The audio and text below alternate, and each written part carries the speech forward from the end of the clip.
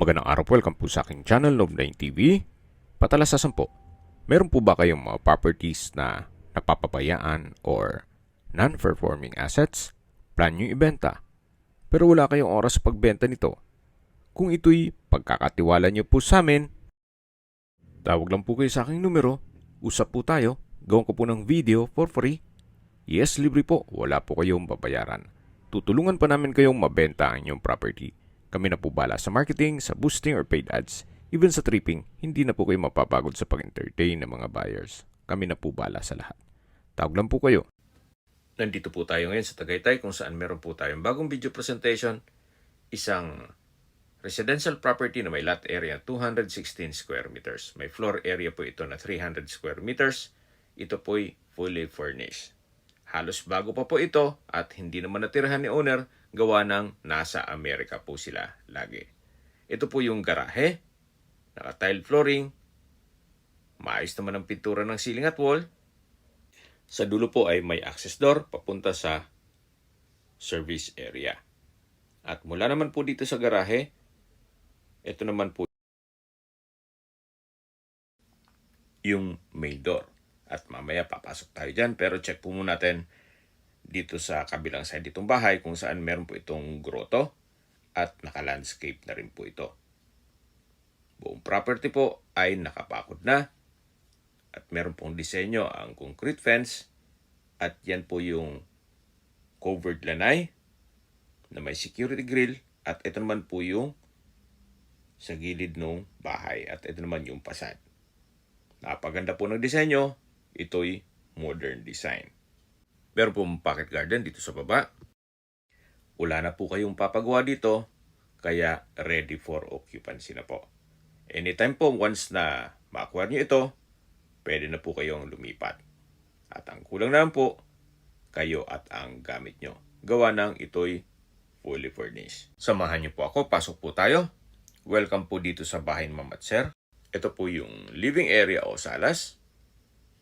Ito po'y naka-double high ceiling, may chandelier, pulido ang pagka-pintura ng ceiling at wall, may pin lamps, may glass window with security grill, meron din pong floor-mounted inverter type 3 Tanner aircon, may TV, then ito pong color red na upuan ay hindi po kasama yan. Premium tiles po ang ginamit dito sa flooring. Meron pong sofa. Then sa dulo po matatanaw natin ang dining area. At dito naman po yung powder room at yung hagdan. Itong ceiling po dito sa kabilang side ay naka-ceiling cove design. Then may pin lamps. At naka-glass railing po dito sa second floor. Then stainless po ang handrail. Dito naman po yung dining area na kung saan napakalaki po ng espasyo. Meron pong dining set. Then sa taas po may ceiling fan, may pin lamp, maayos ang pintura ng ceiling at wall.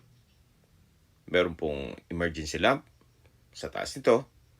At dito po sa dulo ay meron pong sliding glass door na may screen at security grill papunta naman dito sa covered lanay.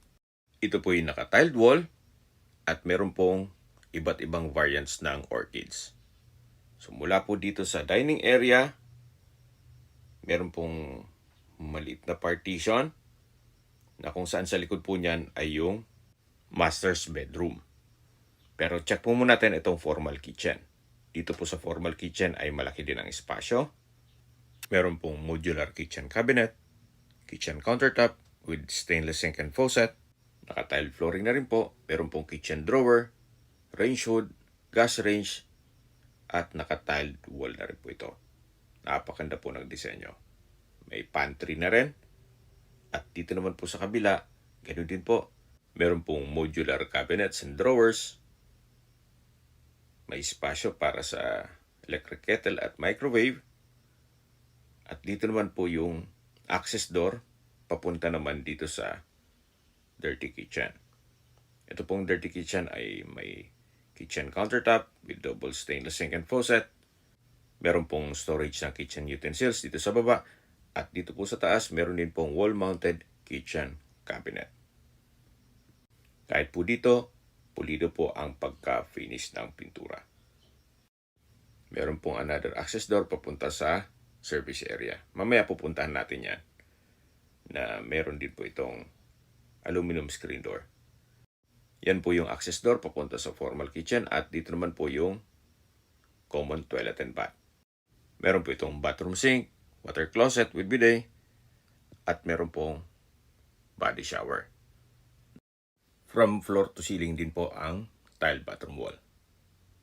So mula po dito sa common toilet and bath, meron po ditong maid's quarter o maid's room, naka-tile flooring, may sariling window glass, maayos din ang pintura ng ceiling at wall, at may double deck.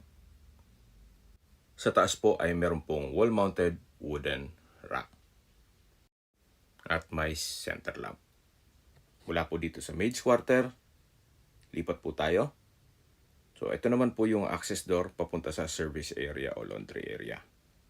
Kung saan meron din po ditong kitchen countertop, may range hood, may wall-mounted cabinet, then sa baba po may storage. At tungkol naman po sa washing machine at dryer, siguro pag-usapan nyo na lang ni owner kung isasama yan. At dito naman po naka-tiled countertop, then may range hood, naka-tiled flooring, at ito naman po yung understair storage na malaki din po ang espasyo niyan. Katabi lang po yung circuit breaker. At meron pong access door naman dito na may aluminum screen door papunta naman sa covered car garage o sa garahe. At galing na po tayo dyan kanina. Yan po yung steel gate. Then, naka-tile flooring na rin po dito at dito po sa kabilang side ay naka-landscape. May security grill na rin po dito. Balik po ulit tayo dito sa loob. Ito po ulit yung service area. Then, pagpasok po natin dito, dito naman yung dirty kitchen at sa dulo yung maid's quarter. At ito naman po yung formal kitchen. Mula po dito sa formal kitchen, yan po yung dining area. At ito naman po yung master's bedroom. Kung meron man po kayong PWD or senior citizen sa pamilya, ito naman po yung kwarto para sa kanila. May bed and bed frame, may split type aircon, center lamp, pin lamps, ceiling cove design, window type aircon with security grill, at naka-tiled flooring na rin po. Sa spasyo, malaki po. At dito naman yung walk-in closet. Ganun din po, naka-tiled flooring, maayos ang pintura ng ceiling at wall, at malaki naman ang espasyo. So, kabilaan po yan. Kaya marami po kayong gamit na pwede mailagay dyan. Hanggang dito po sa kabila. So, dito na po tayo sa toilet and bath. Meron po itong napagandang shower enclosure na naka-tile bathroom wall. At ito naman yung water closet with bidet. Ito naman po yung bathroom countertop. May bathroom sink with faucet. Then naka-tiled wall. Mula po dito, matatanaw natin ang access door papunta sa setback o likod ng bahay. Ito po yung naka-glass door at may security grill. At yan pong natatanaw natin ay yung water reservoir na kakasya po ang 3,000 liters.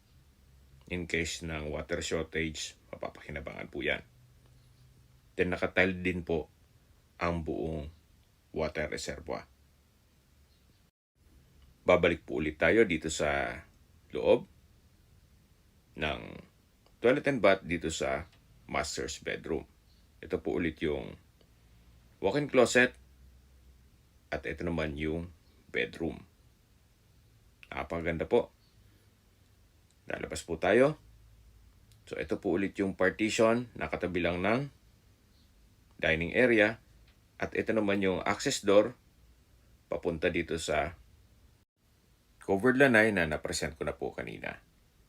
At yung sa dulo po, yun naman daan papunta sa harapan ng bahay. So balik po ulit tayo dito sa loob. Yan po yung formal kitchen na na-present ko na rin. At dito naman po yung dining at living area. So mula po dito sa hagdan, at mamaya aakyat tayo dyan, pakita ko muna sa inyo yung powder room. Napaganda po nitong disenyo nitong pintuan. Naka-wooden and glass door. Sliding po yan. Dito naman po ay may bathroom sink, may water closet with bidet, naka-tile bathroom wall, at may bathroom window. Napaganda po ng disenyo nitong tile bathroom wall. Labas po tayo para akyat na tayo dito sa second floor. Ito pong hagdan ay naka-wooden staircase, glass railing, at stainless handrail. Pero po itong staircase window with security grill, may wooden rack sa kanto, at ito pong staircase wall ay pulido ang pagkapintura. At dito na po tayo sa second floor kung saan ito po yung family area. Napakalaki po ng espasyo. Sa dulo po may glass window, then naka-ceiling cove design, may ceiling fan, may pin lamps, at may sofa. Ito naman po yung open below. May chandelier, naka-ceiling cove design, may pin lamps, center lamp, window glass with security grill, at ito po yung living area. Then matatanaw naman natin yung main door. Napakaaliwalas po, napakaganda ng disenyo nitong property. At mula po dito may access door na may aluminum screen door papunta naman sa balkonahe o terrace, kung saan napakalaki po ng espasyo. Naka-tile flooring, glass railing, at stainless handrail. Mula po dito, matatanaw nyo ang mga magiging kapitbahay, kung saan napakatahimik din po ng lugar. At mas maganda po ang view mamaya pag nasa view deck po tayo. Yan po yung fasad. Napaganda po ng disenyo, modern design. At ito po ay owner's build, kaya hindi po tinipid. Meron pong brickstone design dito sa wall. Then may wall lamp. At mula naman po dito, matatanaw natin yung grotto at pocket garden. Hanggang dito po yung balkonahe o terrace. Balik po ulit tayo dito sa loob. Pagpasok po natin, ito po yung hallway. Then yung family area. At check po natin itong mga kwarto.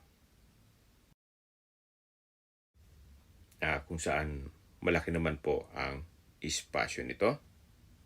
May split type aircon, may bed and bed frame, naka-ceiling cove design, may center lamp, pin lamps, tile flooring, may wardrobe, at meron pong sariling toilet and bath. Dito po sa kanto ay may sliding glass door na may security grill, at ito naman po yung toilet and bath kung saan ito yung naka-sliding door. Then meron po itong bathroom sink, water closet with bidet, overhead shower, at naka-ceiling cove design na rin po. Naka-tile bathroom wall na rin po from floor to ceiling. At same design din po itong wooden and glass door doon sa powder room. Labas po tayo dito sa first bedroom dito sa second floor. Paglabas po natin, matatanaw natin ang family area na napakaliwalas, napakaganda ng disenyo. At mula po dito, lipat po tayo dito sa pangalawang kwarto, kung saan malaki din ang espasyo. Naka-ceiling cove design, may center lamp, may pin lamp, may window type aircon, may sliding glass window with security grill, may drawer, wall-mounted rack, then meron pong storage. May personal na gamit si owner kaya hindi natin mabuksan yan. At mula po dito, may TV rack. At dito naman yung toilet and bath. Naka-sliding door. na wooden and glass design. Then naka-tile bathroom wall from floor to ceiling. May water closet with bidet, overhead shower, ceiling cove design, at bathroom window. Tunghayan nyo po itong kwarto bago tayo lumabas. Yan po yung drawer at ito naman yung TV rack. Lalabas na po tayo. So ito pong pintuan ay naka-wooden door. At balik po ulit tayo dito sa family area. Kung malaking pamilya po kayo, pwede na po ito sa inyo. Yan po yung access door papunta sa terrace. At ito naman po yung hagdan. At akit tayo papunta sa roof deck o view deck. Ito pong hagdan, naka-wooden staircase. Then itong railing ay glass at stainless handrail. Ito pong pintuan ay may security grill na papunta po ito sa roof deck o view deck. Yan po, napakalawak po nitong espasyo. Dito po may bar countertop. Then sa dulo may wall-mounted cabinet. May sink and faucet. Naka-tile flooring. Aside from dun sa reserva, meron pong water tank. Then sa baba po meron pong drawers and cabinets. May high chair. At naka-tile flooring na rin po. Sa likod po nito ay meron pong toilet and bath. Kaya po nang sabi ko sa inyo kanina, in case ng water shortage, wala pong problema. Aside from this tank, meron pong 3,000 liters na water reserva. Mula po dito, matatanaw nyo ang mga kapitbahay. Napaganda po, napakaliwalas, tahimik ang lugar, sariwang hangin, at malamig po ang klima. Ito po ay nasa mataas na lugar. Ang estimated elevation above sea level ay 2,000 feet. Yan po, tunghayan nyo po ulit itong roof deck. Napaganda po ng setup. May bar at meron pong toilet and bath. Habang naglilibot po tayo at pinagmamasdan nyo po itong kapaligiran, pag-usapan na natin ang distance, location at travel time. Mula po sa Picnic Grove, ang distance is 1.1 km at ang travel time is 4 minutes. Kaya kung magti-tripping po tayo, sa Picnic Grove ang meeting place. At mula naman po sa People's Park, ang distance is 3.7 kilometers at ang travel time is 9 minutes. Mula naman po sa Tagaytay Flower Market, ang distance is 2.9 kilometers at ang travel time is 5 minutes. Mula naman po sa Tagaytay Rotonda, ang distance is 5.2 kilometers at ang travel time is 10 minutes. Sa Tagaytay Rotonda po ay kumpleto na rin gaya ng malls, hotels, restaurants, banks, schools, church, at hospital. Yan po yung lagi kong binabanggit sa aking video na dapat nyo i-consider sa paghanap ng property, yung meron pong malapit na hospital. Hindi ko naman po sinasabing sakitin kayo, yan naman po ay for emergency purpose lang naman. Mula naman po sa Calax, Santa Rosa Interchange, ang distance is 15 kilometers at ang travel time is 20 minutes. Ang Calax po ay connecting South Luzon Expressway, Skyway all the way to North Luzon Expressway at ibang parte ng Metro Manila. Mula naman po sa Manila o sa airport, ang distance is 55.5 kilometers at ang travel time is 54 minutes. Okay, sa presyo na po tayo. Mula po sa 18 million pesos, nag-markdown price na po si owner sa 16.8 million pesos net. Ibig pong sabihin, si buyer na po ang sasagot sa lahat ng taxes at expenses with regard to documentation. Sa mga skip po ng video, ito pong property ay nasa Tagaytay at halos hindi po ito natirhan ni owner, gawa ng nasa Tagaytay po sila. Kompleto na po lahat ng furnishings at appliances. Kaya, ang kulang na lang po dito, kayo at ang gamit nyo. Opo, ito po'y fully furnished at fully fenced. Titulado, buhay po ang may-ari, kaya wala po kayong maging problema sa documentation o sa transfer ng title. nasa likod na parte na tayo ng bahay kung saan makita nyo naman ito po'y well-maintained. Wala po kayong ipapagawa dito. Ready for occupancy. Kung may mga katanungan po kayo, tawag lang po kayo sa aking numero. At sa mga kababayan naman natin nasa ibang bansa, meron po akong WhatsApp, Viber, at Telegram. Same number lang po, 0917-316-3399. Sa mga nagtatanong naman po ng aming Facebook, meron po aming Facebook page na Nov9TV at Facebook Real Video. Meron din pong TikTok at Instagram. May ibang YouTube channel po kami, the Nov9TV channel, Nov9TV Listings, Nov9TV On The Spot, Nov9TV Updates, at Nov9TV House Rental. Sana po naibigyan nyo ang video presentation. Paki-like and subscribe na lang po sa aking channel para ma-update din po kayo sa aking future listings. Kung sakali po hanap nyo yung mas malaking sukat ng lupa, meron din po kami ibang listings na pwede nyong pagpilian. Huwag po kayong mag-atubiling tumawag sa amin. Then, let us know your budget para malaman namin kung anong property pwede naming ilog sa inyo. Sa lahat pong viewers, subscriber at nagtiwala po sa amin, salamat po sa suporta. Ingat po kayo lagi at yung pamilya. Maraming salamat po.